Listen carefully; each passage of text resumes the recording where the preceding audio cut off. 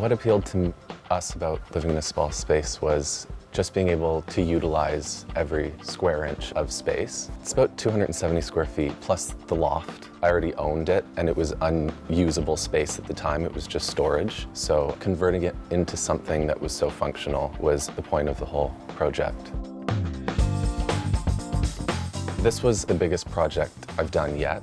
Basically did it from scratch. All the plumbing, electrical, everything except the custom kitchen cupboards and this door. But besides that, used these guys. There was some pretty hard manual labor in there too. Yeah, and we poured a new floor by hand. Carried these flagstones. Yeah, this used to be the driveway in the front yard, and some of these stones are 4 inches thick, and we carried them ourselves and relayed them. A couple things done 2 or 3 times. Yeah. Until we quite got it right. Definitely a process, but it was all worth it in the end.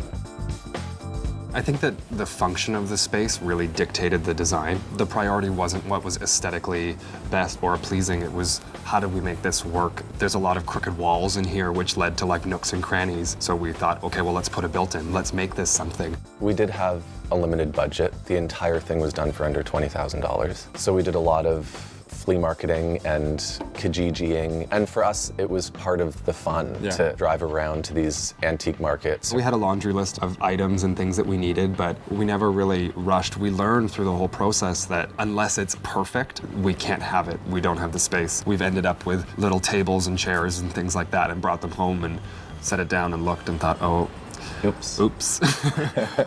I would say my favorite space is the loft. When Brett finished that and I did the built-ins and storage and stuff up there, it turned it into this great little warm, cozy space that is just the best place in the world to sleep. One area that I love, I think it might be the garden. Although we can't use it all year round, I find myself out here 90% of the time. It really feels like you're out of the city. Everybody walks back here and they just completely check out and you forget where you are.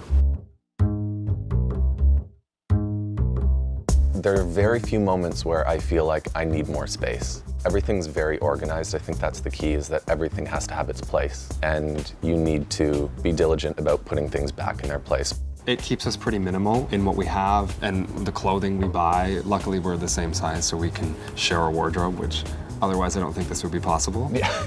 And you really have to deal with your attachment to material objects and have to learn to let it go. We purge our closet probably every 3 months max, and it feels really great to not hold that kind of value and know that if we needed to, we could pack everything up in our house and be out of here in an hour if we wanted.